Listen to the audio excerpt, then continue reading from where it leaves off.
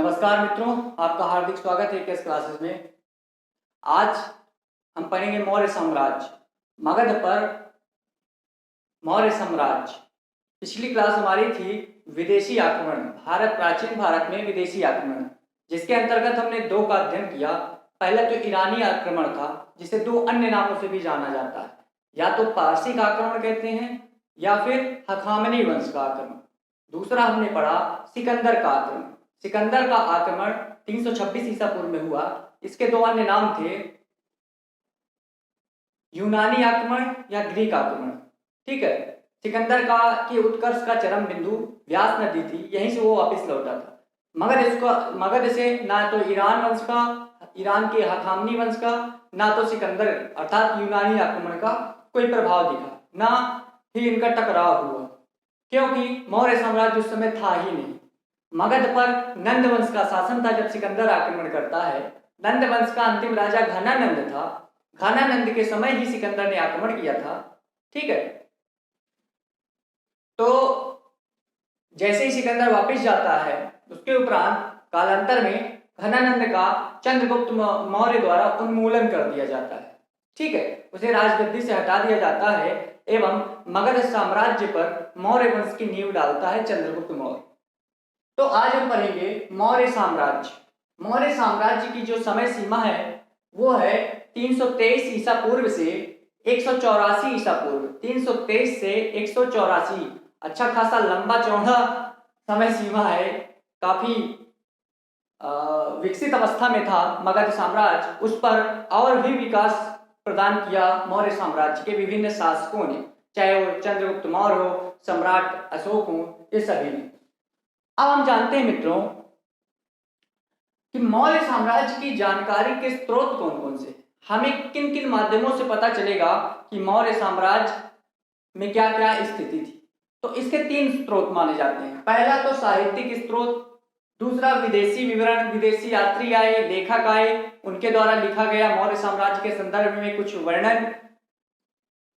दूसरा है पुरातात्विक उत्खनन, है ना।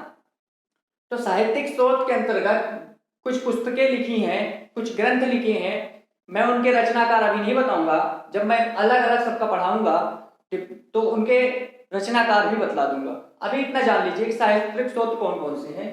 अर्थशास्त्र अब कौटिल्य का ही है, इंडिका मेगस्थनीज की ही है, मुद्रा राक्षस, ठीक है, हाँ, मुद्रा राक्षस विशाखा दत्त। एक चीज और है, इनके रचयिता रचनाकार भी पूछता है एग्जाम में, याद रखिएगा, आगे बताऊंगा मैं। फिर हाँ, कथा सरित सागर ये सोमदेव ने रची। फिर वृहद कथा मंजरी, मुद्रा राक्षस पर टीका लिखते हैं डुंडीराज। इसके बाद परिशिष्ट पर्वन जैन ग्रंथ है। दीपवंश महावंश दिव्यावदान, दीपवंश महावंश दिव्यावदान ये बौद्ध ग्रंथ है। तो इनसे भी साहित्यिक स्रोत हैं जिससे मौर्य काल की जानकारी मिलती है। विदेशी विवरण में जो विदेशी यात्री आते हैं उनके द्वारा लिखित ग्रंथों से क्या मिलता है, मौर्य दरबार में 3 यूनानी यात्री आते हैं। ठीक है, ये यात्री का मतलब राजदूत, यूनानी राजाओं द्वारा भेजे गए उनके राजदूत अलग अलग शासकों के, मौर्य शासकों के दरबार में आते हैं। जैसे मेगस्थनीज आता है चंद्रगुप्त मौर्य के दरबार में। याद रखिएगा, आपसे पूछे मेगस्थनीज किस काल में आया, मौर्य काल में। किसके दरबार में आया, चंद्रगुप्त मौर्य के। फिर डायमेकस आता है बिंदुसार के दरबार में, चंद्रगुप्त का पुत्र है बिंदुसार, बिंदुसार के दरबार में आता है डायमेकस। फिर डापोनिशियस अशोक के काल में आता है, डापोनिशियस अशोक, सम्राट अशोक के काल में आता है। तो इनके द्वारा भी कुछ पुस्तकें लिखी गई जिनमें इन्होंने मौर्य साम्राज्य के संदर्भ में अपने अपने मत सामने रखे। फिर पुरातात्विक खुदाई आती है, उत्खनन से मृदभांड, सिक्के, मूर्तियां, अभिलेख ये मौर्यकालीन साक्ष्य प्रदान करते हैं। ठीक है, अब पुरातात्विक के अंतर्गत सर्वाधिक महत्वपूर्ण सम्राट अशोक के शिलालेख, स्तंभलेख, गुहालेख, ठीक है, एवं शक राजा था, एक शक शासन था जब, तो शक राजा आता है रुद्रदामन। रुद्रदामन का जूनागढ़ अभिलेख गुजरात में है, तो जूनागढ़ अभिलेख भी मौर्य काल की जानकारी प्रस्तुत करता है। ये हो गए हमारे साहित्यिक स्रोत। तब के मैं अलग अलग बताऊंगा कि किसमें क्या क्या वर्णन है मौर्य साम्राज्य का। ठीक है, ये याद रखिएगा कौन से यात्री किस दरबार में किस काल में आया, बहुत महत्वपूर्ण है। आप जानते हैं पहली पुस्तक अर्थशास्त्र। अर्थशास्त्र है क्या, ये भारत का प्रथम राजनीतिक ग्रंथ है। भारत का प्रथम राजनीतिक ग्रंथ अर्थशास्त्र माना जाता है। इसके रचयिता चाणक्य थे। कौन थे? चाणक्य। चाणक्य के अन्य नाम भी याद रख लीजिएगा।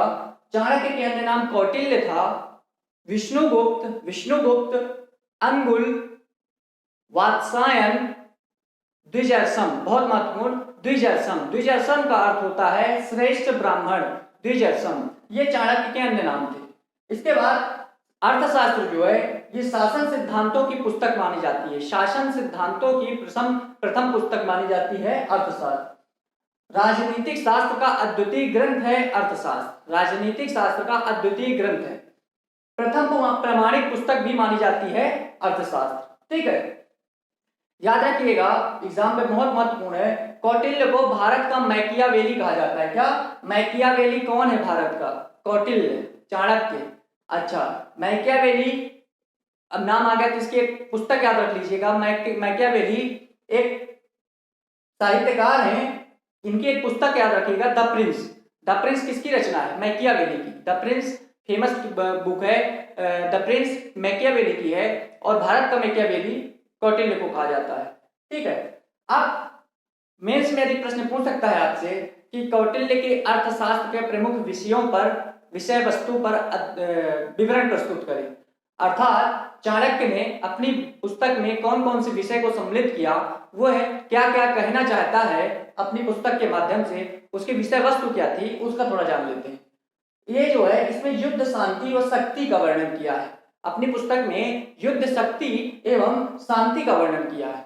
कौटिल्य के अनुसार मित्रों, राज्य में कभी भी शांति सदैव के लिए नहीं बनी रहती है। कुछ समय शांति रहती है तो कुछ समय अशांति रहती है। जो बलशाली होगा वो युद्ध करेगा।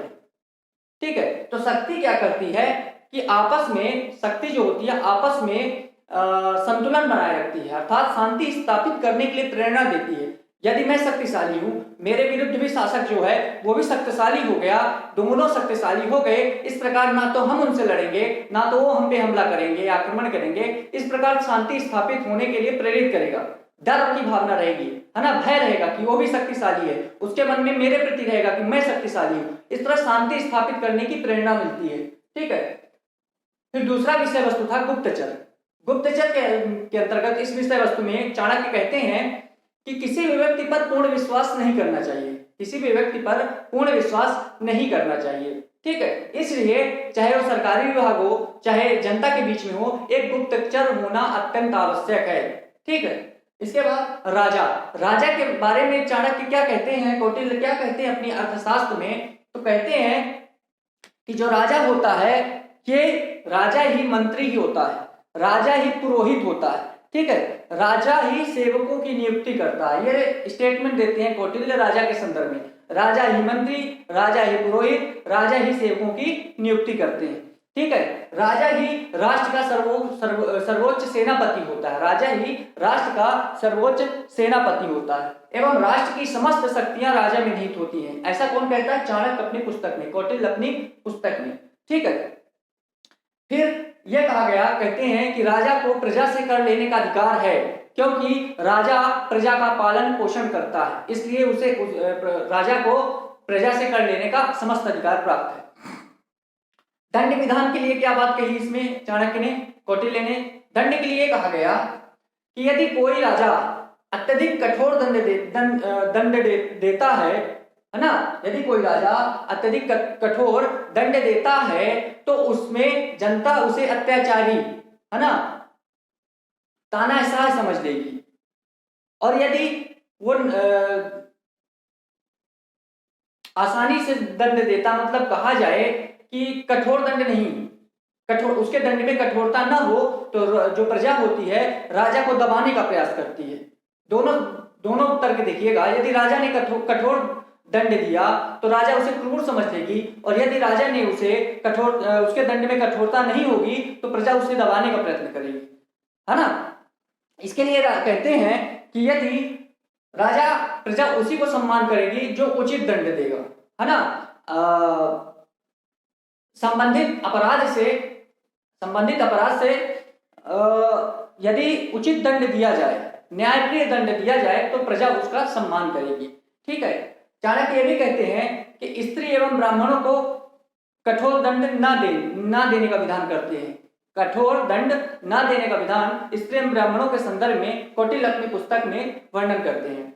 ठीक है, और कौटिल्य ये भी कहते हैं कि राजद्रोह का दंड सर्वोच्च दंड मृत्यु दंड ही होना चाहिए। राजद्रोह करने वाले अपराधी को मृत्यु दंड से कम दंड नहीं मिलना चाहिए, अपनी पुस्तक अर्थशास्त्र में कहते हैं। इसके बाद प्रशासन के विभाग के बारे में बात किया।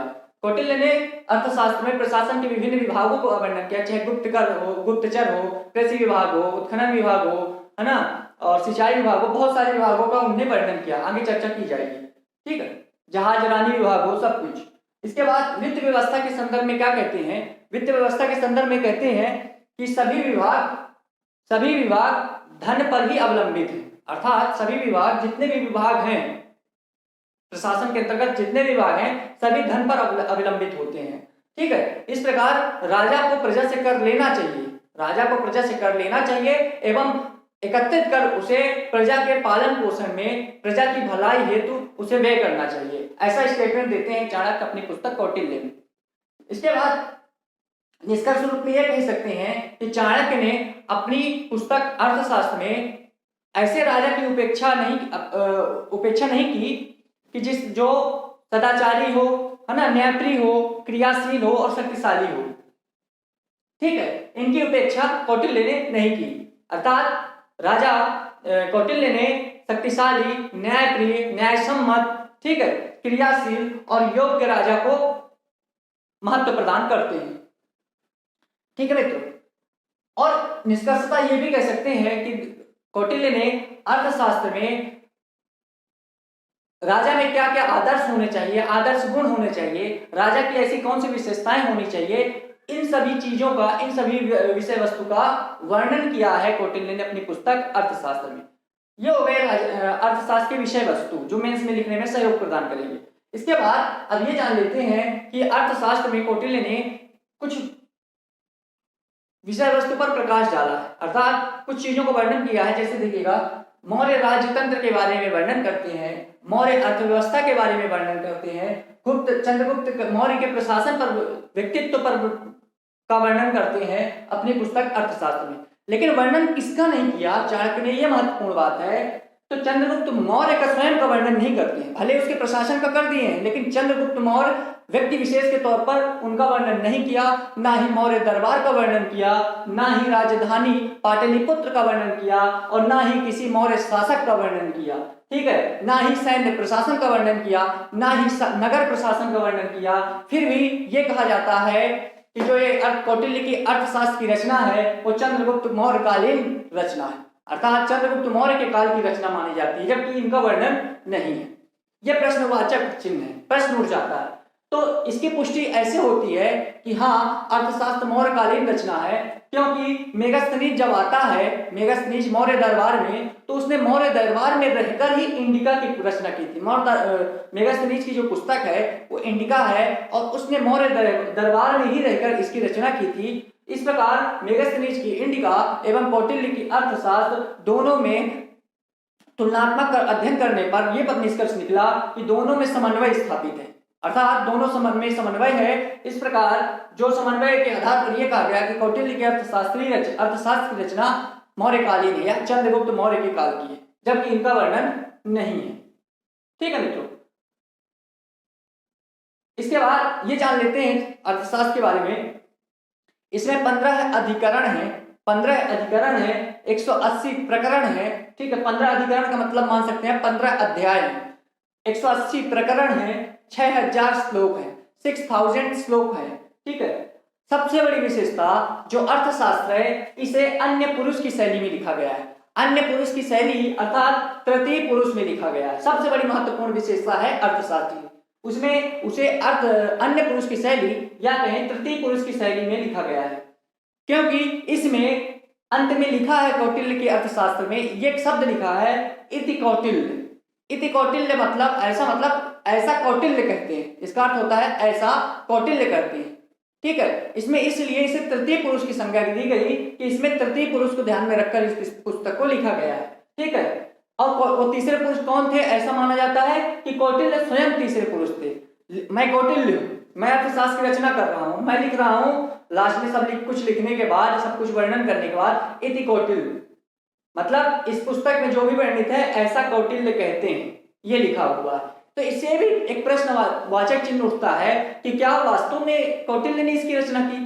कोई भी अगर इतिहासकार पुस्तक लिखता है तो वो तीसरे पुरुष को क्रेडिट क्यों देगा, तीसरे व्यक्ति को क्रेडिट क्यों देगा कि हाँ आपने किस पुस्तक लिखी है? भले ही मैं लिख रहा हूं, क्रेडिट आपको दे दूं, ये संभव है? कोई भी इतिहासकार ऐसा नहीं चाहेगा, ठीक है। यदि वो जीवित अवस्था में वो अपना खुद का स्वयं का कोई रचना लिख रहा है तो अपने को क्रेडिट देगा, स्वयं को क्रेडिट देगा कि तीसरे पुरुष को देगा? तो एक प्रश्न मेरे मन में ये उठता है कि क्या वास्तव में कौटिल्य ने अर्थशास्त्र की रचना की थी?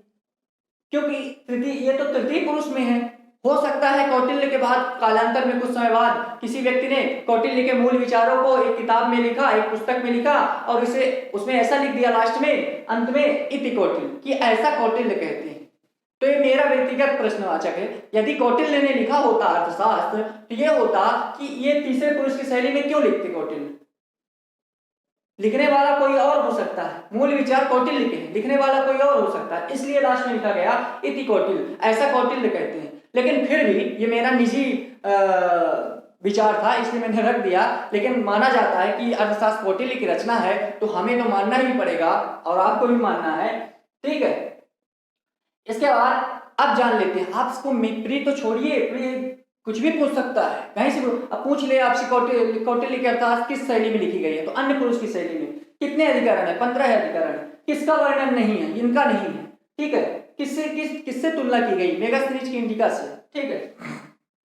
ये हो सकता है। और ये कौन सी पुस्तक है? ये प्रथम राजनीतिक ग्रंथ है, ये राजनीतिक से संबंधित है, मौर्य काल की प्रशासन की जो राजनीतिक दशा थी, व्यवस्था थी, उसका वर्णन है इसमें, ठीक है।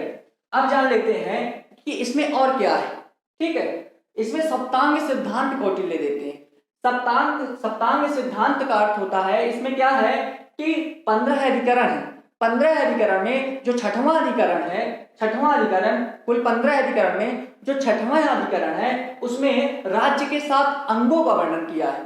कौटिल्य ने 6वें अधिकरण में राज्य के 7 अंगों का वर्णन किया है, अर्थात ये बताया कि राज्य 7 तत्वों से मिलकर बनता है। सप्तांग सिद्धांत यही ना है, ठीक है, कि राज्य को 7 तत्वों से मिलकर बना हुआ बताया गया है कौटिल्य द्वारा। कौन कौन से इनका अध्ययन करते हैं? पहला तो स्वामी अर्थात राजा को स्वामी कहा, और ये कहा कि राजा ही अर्थात स्वामी ही राज्य रूपी शरीर का, शरीर किसे कहा? राज्य को। शरीर किसे कहा? राज्य को। तो शरीर रूपी राज्य रूपी शरीर के सिर के समान, ठीक है, राजा को सिर कहा।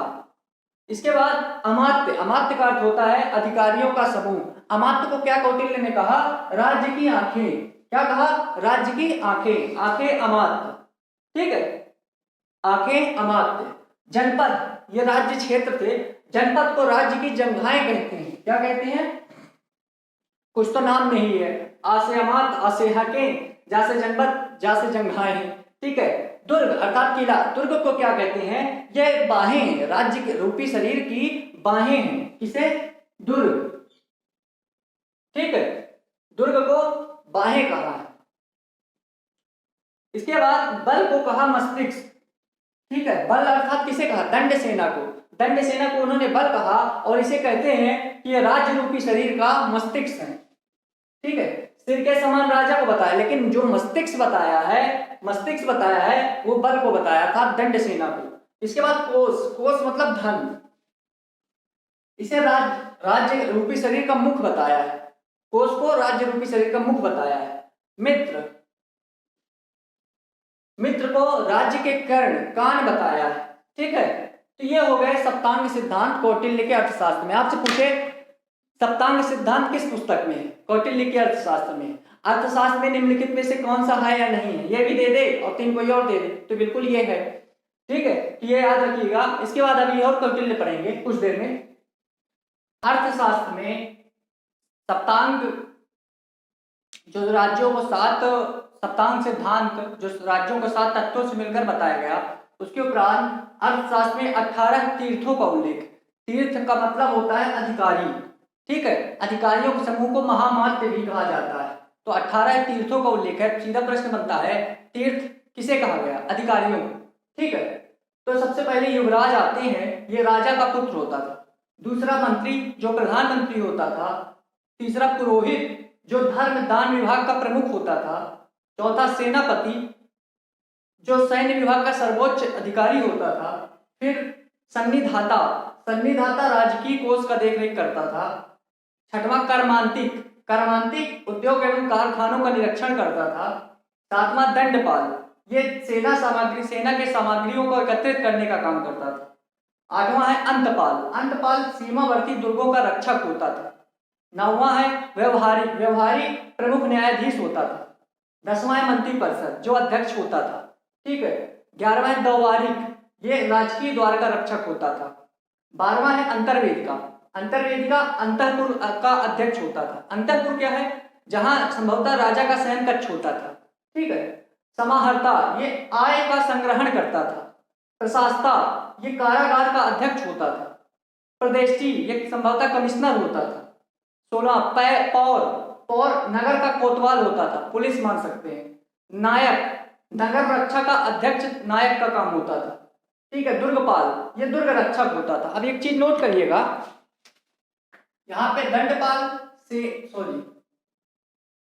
अंतपाल दुर्ग का रक्षक होता, अंतपाल सीमावर्ती दुर्गों का रक्षक होता था। ठीक है, फिर और नगर का कोतवाल होता था। नायक नगर रक्षा का अध्यक्ष होता था, जबकि दुर्गपाल दुर्ग रक्षक का होता था, अध्यक्ष होता था। व्यवहारिक को न्यायाधीश कहा गया है, प्रमुख न्यायाधीश।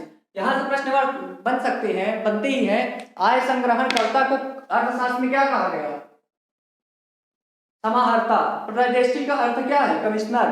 प्रश्न बन जाते हैं। इसके बाद अर्थशास्त्र में और क्या क्या वर्णित है? ठीक है, गूढ़ पुरुष, गूढ़ पुरुष किसे कहा गया है? गुप्तचर को। याद रखिएगा, अर्थशास्त्र में गूढ़ पुरुष का अर्थ होता है गुप्तचर, और गुप्तचर प्रणाली का वर्णन करने वाला प्रथम ग्रंथ अर्थशास्त्र है। गुप्तचर प्रणाली का पहली बार वर्णन करने वाला ग्रंथ अर्थशास्त्र है। मित्रों, अर्थशास्त्र में गुप्तचर विभाग को क्या कहा गया? महामात्य सर्प। याद रखिएगा, महामात्य सर्प गुप्तचर विभाग होता था, जिसका वर्णन अर्थशास्त्र में है। जहाज रानी, जहाज रानी का भी सर्वप्रथम उल्लेख करने वाला कोई ग्रंथ है तो वह है अर्थशास्त्र। ठीक है, राजधानी को जहाज रानी को यह कहा गया कि यह राज्य के नियंत्रण में होती थी। स्ट्रैबो, यूनानी लेखक स्ट्रैबो ने भी इसे स्वीकार किया। शूद्रों का वर्णन किया कौटिल्य ने। देखिए, कौटिल्य ने, मित्रों याद रखिएगा, बहुत महत्वपूर्ण है, कौटिल्य ने पहली बार शूद्रों को आर्य कहा था। पहली बार किसने शूद्रों को भी आर्य की संज्ञा दी? वो था कौटिल्य। कहाँ वर्णन है? अर्थशास्त्र में। दास प्रथा का भी वर्णन करते हैं कौटिल्य। इसमें 9 प्रकार के दासों का वर्णन किया। याद रखिए, 9 प्रकार के दासों का वर्णन कौटिल्य ने किया है। ठीक है, अहिर्तक, अहिर्तक जो होते थे ये अस्थायी दास होते थे, स्थायी नहीं होते थे। अहिर्तक को अस्थायी दास कहा। ठीक है, भू राजस्व के बारे में क्या कहा कि भू राजस्व 1/6 लिया जाता था, उपज का 1/6 भाग लिया जाता था। संस्था व संचार क्या है? संस्था का अर्थ होता है एक ही स्थान पर गुप्तचर, एक स्थान पर रहकर गुप्तचर का कार्य करने वाले। ठीक है, एक ही स्थान पर रहने वाले गुप्तचर को संस्था कहा गया, जबकि भिन्न भिन्न स्थानों पर भ्रमण करने वाले गुप्तचरों को क्या कहा गया? संचार। याद रखिएगा, संचार। तो यहां से प्रश्न बन जाते हैं। मेंस में आपसे कौटिल्य के अर्थशास्त्र का वर्णन करने के लिए आ जाए तो सब लिख सकते हैं आप। ठीक है, अन्य एग्जामों में, वनडे एग्जामों में कहीं से भी कुछ भी प्रश्न पूछ सकता है। गूढ़ पुरुष का वर्णन कहाँ है? अर्थशास्त्र में। गूढ़ पुरुष का अर्थ क्या होता है? गुप्तचर। गुप्तचर प्रणाली का वर्णन करने वाला प्रथम ग्रंथ अर्थशास्त्र। ये सारे हो गए अर्थशास्त्र के। संभवतः अर्थशास्त्र कहीं से भी कुछ प्रश्न बनेगा, अब आपसे छूटेगा नहीं। अब कौटिल्य के अर्थ के साथ अर्थशास्त्र के बाद हम पढ़ेंगे मेगास्थनीज की इंडिका।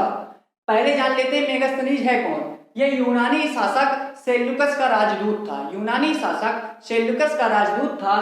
कौन? मेगास्थनीज। यह चंद्रगुप्त मौर्य के दरबार में आता है। कब आता है? 304 ईसा पूर्व में। सब याद करिएगा, सब महत्वपूर्ण है।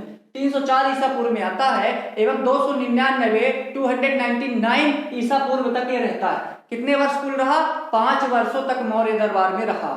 ठीक है, मित्रों, मेगास्थनीज की इंडिका मूल स्वरूप में प्राप्त नहीं होती है, मूल स्वरूप में नहीं मिली, किंतु यूनानी लेखक जैसे Arrian, Strabo, Plutarch, Pliny, Justin, इन्होंने क्या किया कि मेगास्थनीज की इंडिका के कुछ अंश प्राप्त किए। ठीक है, इनके द्वारा अंश प्राप्त किए जाते हैं इंडिका के। ठीक है, जिसे 1846 में डॉक्टर स्वानबेक ने इन अंशों को एकत्रित किया, डॉक्टर स्वानबेक ने, जबकि 1891 में मैक्रिंडल ने अंग्रेजी में इसका अनुवाद किया। मेगास्थनीज की इंडिका में क्या क्या वर्णन है, तो मौर्य समाज का वर्णन करते हैं, पाटलिपुत्र नगर का वर्णन करते हैं, मौर्य साम्राज्य के नगर प्रशासन का वर्णन करते हैं एवं सैन्य प्रशासन का वर्णन करते हैं। याद रखिएगा, पाटलिपुत्र नगर प्रशासन व सैन्य प्रशासन का कौटिल्य के अर्थशास्त्र में वर्णन नहीं था, पहला वह ग्रंथ जिसमें वर्णन मिला। इसके बाद मौर्य मेगास्थनीज की इंडिका में किन किन शासकों का वर्णन है, किन किन शासकों का वर्णन है, तो मेगास्थनीज ने अपनी पुस्तक इंडिका में चंद्रगुप्त मौर्य को क्या कहा, सैंडोक्रोट्स, याद रखिएगा। तो सैंडोक्रोट्स चंद्रगुप्त को कहा मेगास्थनीज ने अपनी पुस्तक इंडिका में। ठीक है, एवं यह भी वर्णन करते हैं कि शासक के चारों ओर सशस्त्र महिलाएं अंगरक्षक होती थी। ठीक है, कौटिल्य ने भी इसका भी वर्णन किया है।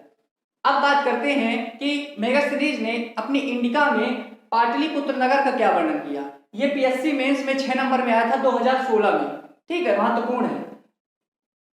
तो मेगास्थनीज ने पाटलिपुत्र नगर का सर्वप्रथम विशद वर्णन किया। ठीक है, पाटलिपुत्र नगर को मेगास्थनीज ने क्या कहा, पोलीब्रोथा पाटलिपुत्र नगर को कहा था, किसने, मेगास्थनीज ने। कहा, इंडिका में। और ये बतलाते हैं कि गंगा एवं सोन नदी के तट पर संगम पर स्थित था ये, और ये पूर्वी भारत का सबसे बड़ा नगर था। पाटलिपुत्र विशाल प्राचीर से घिरा था, प्राचीर अर्थात दीवार से, तो विशाल प्राचीर से घिरा हुआ ये नगर था। और ये लगभग 80 स्टेडिया लगभग कोई दूरी मापने का यंत्र था, 80 यूनिट है, 80 स्टेडिया अर्थात 16 किलोमीटर ये लंबा नगर था एवं 15 स्टेडिया अर्थात 3 किलोमीटर चौड़ा नगर था। इतना बड़ा नगर था ये। इसके ये भी बताते हैं कि पाटलिपुत्र नगर के चारों ओर गहरी खाई भी थी। ठीक है, इसमें 64 तोरण द्वार एवं 570 बुर्ज थे। ठीक है, और यहाँ लकड़ी एवं कच्ची ईंटों के 2 से 3 मंजिल के भवन भी प्राप्त होते हैं। ये ऐसा कहा मेगास्थनीज ने पाटलिपुत्र नगर में। ये भी बताते हैं कि जो राजा का महल था वो काठ का बना था, लकड़ी का बना था। ठीक है, पाटलिपुत्र नगर के वर्णन करने के क्रम में मेगास्थनीज ने इंडिका में कहा कि पाटलिपुत्र नगर की भव्यता एवं शान शौकत में सूसा एवं एक बतना के राजमहलों से तुलना नहीं की जा सकती। मतलब इतना भव्य था पाटलिपुत्र नगर। ठीक है, पाटलिपुत्र नगर के नगर प्रशासन के बारे में भी जानकारी मेगास्थनीज ने दिया। अप्रत्यक्ष रूप से ये कह सकते हैं कि मौर्य शासन की प्रशासन की जानकारी, नगर प्रशासन की। तो नगर प्रशासन की जानकारी देते हुए मेगास्थनीज लिखते हैं कि इसमें मौर्य काल में नगर प्रशासन से संबंधित 6 समितियां थी। याद रखिएगा, 6 समितियों का वर्णन किया। प्रत्येक समिति में 5 सदस्य होते थे। इस प्रकार कुल 30 सदस्य थे।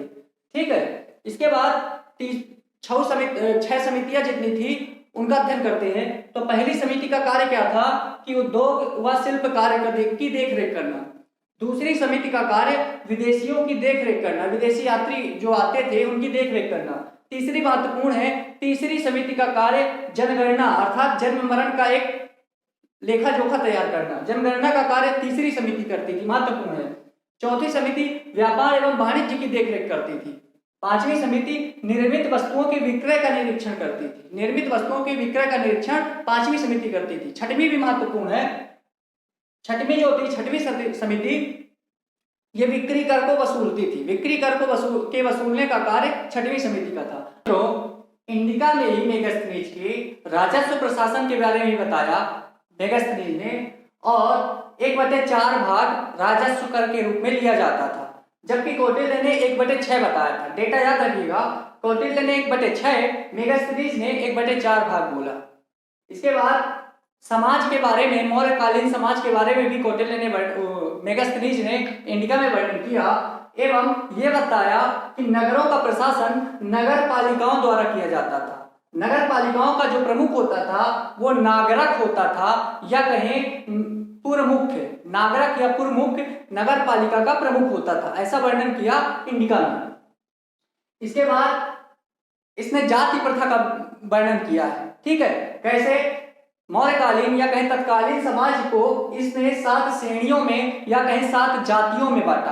कौन कौन सी थी पूछा करता है। दार्शनिक हो गया, कृषक, पशुपालक, कारीगर, योद्धा, निरीक्षक, मंत्री, DKPK MNY। ठीक है, तो ये 7 जातियों में इसने बांटा। अच्छा, महत्वपूर्ण फैक्ट, इसने दास प्रथा का उल्लेख नहीं किया है। मेगास्थनीज ने दास प्रथा का उल्लेख नहीं किया इंडिका में, जबकि कौटिल्य ने अर्थशास्त्र में 9 प्रकार के दासों का वर्णन किया है। इसने ये जरूर बताया है कि कोई भी व्यक्ति अपनी जात से बाहर, अपनी जाति से बाहर, जाति व्यवस्था का इसने वर्णन किया, इसलिए ऐसा कहा कि कोई भी व्यक्ति अपनी जाति से बाहर ना तो विवाह कर सकता था और ना ही अपनी जाति से पृथक कोई पेशा अपना सकता था, ऐसा मेगास्थनीज ने इंडिका में कहा। इसने सोने की खान का भी वर्णन किया और यह बताया कि मौर्य काल में प्रसिद्ध भारत में प्रसिद्ध मौर्य काल में प्रसिद्ध सोने की खानें थी जो अधिकांशतः कश्मीर में स्थित थी। यह बताया कि कश्मीर में जो सोने की खान थी उसमें सोना निकालने वाली चींटियां थी जो सोने को खान से बुरादे के रूप में बाहर लाती थी, ऐसा मेगास्थनीज इंडिका में कहता है। सोने की प्रसिद्ध खान कौन सी बताई मेगास्थनीज ने? वो थी दर्दिस्तान जो लगभग कश्मीर में थी, दर्दिस्तान। इसने उत्तरापथ सड़क का भी वर्णन किया। उत्तरापथ सड़क का वर्णन किसने किया? मेगास्थनीज ने इंडिका में। यह बताया कि उत्तरापथ सड़क ये सिंधु को बंगाल के सोनार गांव से जोड़ती है, ऐसा वर्णन करता है कि सिंधु को बंगाल के सोनार गांव से जोड़ती है, जिसका निर्माण चंद्रगुप्त मौर्य ने किया। उत्तरापथ सड़क का निर्माण चंद्रगुप्त मौर्य ने किया। जानकारी प्राप्त हुई मेगास्थनीज की इंडिका से। अब थोड़ा सा हट के बता देता हूं, उत्तरापथ का नाम आ गया है तो मध्यकाल जब आता है तो शेर शाह सूरी एक शासक होता है। ठीक है, शेर शाह सूरी इस उत्तरापथ सड़क को पक्की सड़क में बदलवाता है, पक्की सड़क में जीर्णोद्धार करवाता है। पक्की सड़क किसने बनवाई? शेर शाह सूरी ने। किंतु जब ब्रिटिश काल आता है, ब्रिटिश टाइम में क्या होता है कि ब्रिटिश गवर्नर ऑकलैंड होता है। कौन? ऑकलैंड। इसने इस सड़क का फिर से पुनरुद्धार करवाया एवं उत्तरापथ सड़क का नाम दे दिया grand trunk road. Grand trunk road किसने नाम दिया? ब्रिटिश गवर्नर ऑकलैंड ने। ठीक है, मेगास्थनीज ने इंडिका में एक शब्द उल्लेखित किया जिसका नाम है एग्रोनोमाई। एग्रोनोमाई का मतलब था मार्ग निर्माण करने वाला अधिकारी या मार्ग निर्माण का अधिकारी। किसे कहा? एग्रोनोमाई को। ठीक है, अब जान लेते हैं कौटिल्य का अर्थशास्त्र पढ़ा, मेगास्थनीज की इंडिका पढ़ ली। मेगास्थनीज की इंडिका की हम समीक्षा करते हैं क्योंकि ये मेंस में भी पूछ लेता है और इससे प्री के लिए भी और अन्य एग्जामों के लिए भी यहाँ से प्रश्न बनते हैं कि किसका उल्लेख किया, किसका उल्लेख नहीं किया। ठीक है, और आप मेंस के लिए तो पूछ सकता है कि मेगास्थनीज की इंडिका पे टिप्पणी लिखिए या उसकी समीक्षा कीजिए या तो उसकी आलोचना कीजिए। ठीक है, या मेगास्थनीज की इंडिका में अपने मत प्रस्तुत कीजिए। तो ऐसे बहुत सारे प्रश्न बन सकते हैं। तो याद रखिए कि जो मेगास्थनीज की इंडिका में भारत विवरण दिया हुआ था उसका सर्वप्रथम और सबसे बड़ी आलोचना यूनान के लेखक स्ट्रैबो ने की। कौन? यूनानी लेखक स्ट्रैबो ने की एवं यह कहा कि इसमें जो भारत का विवरण है इसे नितांत झूठा व सर्वथा अविश्वसनीय बताया। किसने? स्ट्रैबो ने। ठीक है, यह भी यूनानी लेखक था। मेगास्थनीज की इंडिका में जो भारत विवरण मिलता है उसमें अनेक अशुद्धियां एवं त्रुटियां परिलक्षित होती हैं, सामने आती हैं। ठीक है, क्योंकि मेगास्थनीज विदेशी था और विदेशी होने के कारण मेगास्थनीज भारत की वस्तु स्थिति को सही ढंग से समझ नहीं पाया। ठीक है, विदेशी होने के कारण। इसलिए जब वो वस्तु स्थिति को सही ढंग से समझ नहीं पाता है तो कई प्रकार के भ्रामक विवरण भी दे देता है अपनी पुस्तक इंडिका में, जो निम्न प्रकार से है। याद रखिएगा, जो कलर्ड में बहुत महत्वपूर्ण है। ठीक है, समाज का विभाजन इसने 7 जातियों में किया। मेगास्थनीज की इंडिका में जातियों का वर्णन है या जाति प्रथा का वर्णन किया है, किंतु दास प्रथा का नहीं किया। समाज को 7 जातियों में बांटा तो ये भ्रामक है, क्योंकि सूत्र काल में ही 4 वर्ण थे, ब्राह्मण क्षत्रिय वैश्य शूद्र। इसने 7 में विभाजन कर दिया, डीके पीके एमएनवाई ये। इसके बाद दास प्रथा का वर्णन नहीं किया इसने, ठीक है, दास प्रथा ना होने को बताया इसने। जबकि कौटिल्य ने 9 प्रकार की दासों का वर्णन किया एवं बौद्ध ग्रंथ त्रिपिटकों में 3 प्रकार के दासों को लिखा है। इस प्रकार यह भी झूठा हो जाता है कि दास प्रथा नहीं थी, ऐसा नहीं था, ठीक है। मेगास्थनीज ने अपनी पुस्तक इंडिका में यह बताया कि मौर्य काल में अकाल नहीं पड़ा, जबकि बौद्ध ग्रंथों में सीधा कहा गया है कि चंद्रगुप्त के शासन काल में 12 वर्षों का अकाल पड़ा था। इसके उपरांत चंद्रगुप्त मौर्य भद्रबाहु के साथ कर्नाटक के श्रवणबेलगोला में जाते हैं और संलेखन पद्धति से अपने प्राण त्याग देते हैं, ऐसा बौद्ध ग्रंथों में कहा, जबकि इसने कहा अकाल ही नहीं पड़ा, तो यह भी झूठा हो गया। इसके बाद इसने सबसे बड़ी भूल तो ये कर बैठा कि ये बोलता है मेगास्थनीज कि भारत में लेखन कला का अभाव था, जबकि ये बिल्कुल नितांत झूठा है, क्योंकि वेदों एवं सूत्र साहित्यों, ब्राह्मण, आरण्यक, उपनिषद, बहुत सारे वेदों एवं सूत्र साहित्यों की रचना पहले ही हो चुकी थी इसके आने के पूर्व, और ये कहता है कि भारत में लेखन कला का अभाव था, यह भी सर्वथा अविश्वसनीय है।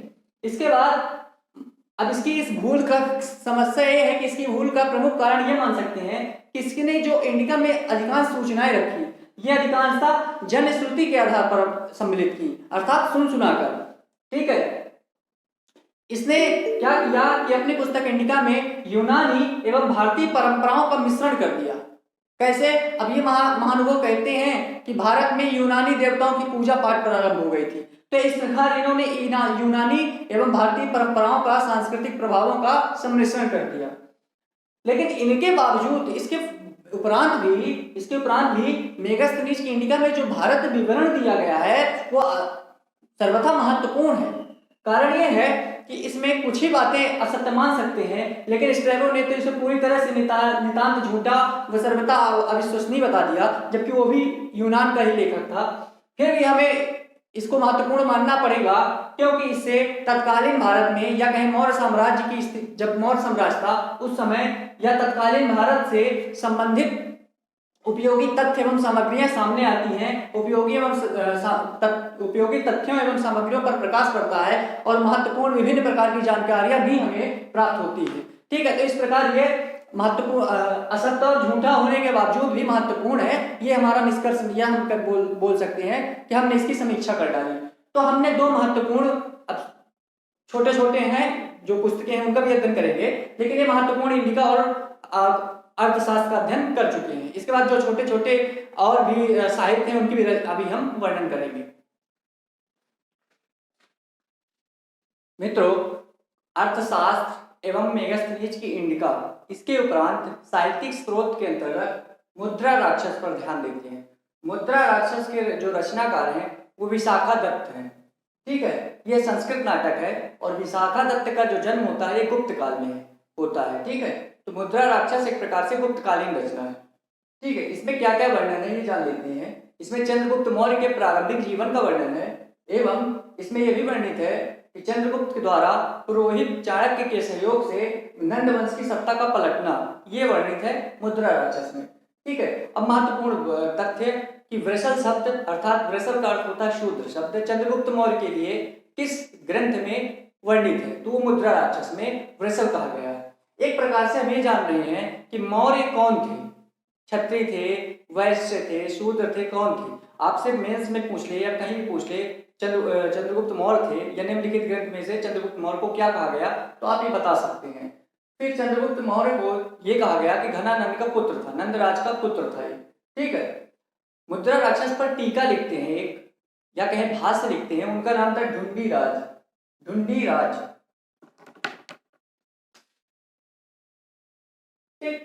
तो ढुंडीराज ने मुद्रा राक्षस पर टीका लिखा और ये बताया घनानंद का पुत्र नहीं, घनानंद के पौत्र थे चंद्रगुप्त मौर्य।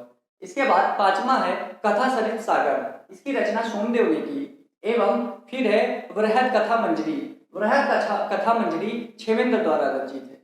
दोनों ग्रंथों में चंद्रगुप्त मौर्य को नंद वंश का बताया गया कि नंद वंश से संबंधित था, ठीक है। दोनों में यह भी बताया गया शूद्र की चंद्रगुप्त मौर्य की शूद्र उत्पत्ति हुई थी, शूद्र से उत्पत्ति हुई थी, ठीक है।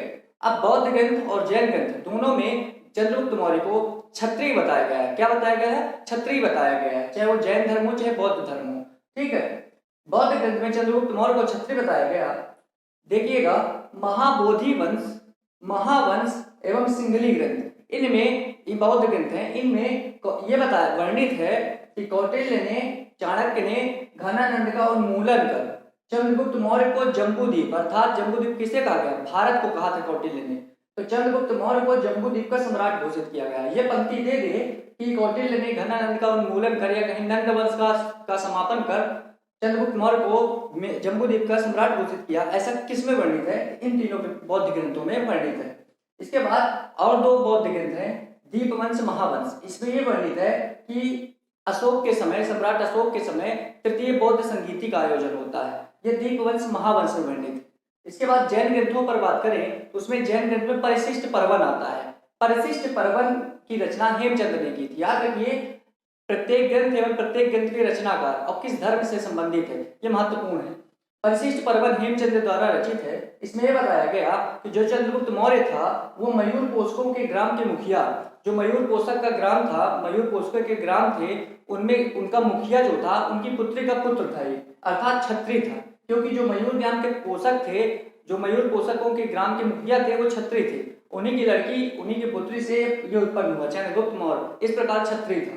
ठीक है, हमने पढ़ा साहित्यिक स्रोत। ठीक है, इसके बाद हमने बताया था विदेशी स्रोत। विदेशी स्रोत के अंतर्गत यूनानी लेखकों के बारे में उन्होंने क्या क्या मत दिए चंद्रगुप्त मौर्य या मौर्य वंश के संदर्भ में, उसको जानते हैं। ठीक है, पहला यूनानी लेखक आता है स्ट्रेबो। स्ट्रेबो लगभग पहली शताब्दी से संबंधित है। ठीक है, इसकी एक कृति याद कर लीजिए जिसे भौगोलिक कृति कहते हैं। ये इसकी पुस्तक है जिसे इंग्लिश में स्ट्रेबो ज्योग्राफी भी कहते हैं। ठीक है, एक आते हैं यूनानी लेखक प्लिनी। प्लिनी जो है लगभग 75 ईस्वी से संबंधित है। इनकी रचना भी याद कर लीजिए, पुस्तक प्राकृतिक इतिहास, इंग्लिश में नेचुरल हिस्ट्री, किसकी पुस्तक है? वो प्लिनी की है। दोनों ने सिकंदर के अभियान से लेकर चंद्रगुप्त मौर्य तक का वर्णन किया, प्लिनी हो चाहे स्ट्रेबो, दोनों ने। फिर इसके बाद आते हैं यूनानी लेखक जस्टिन।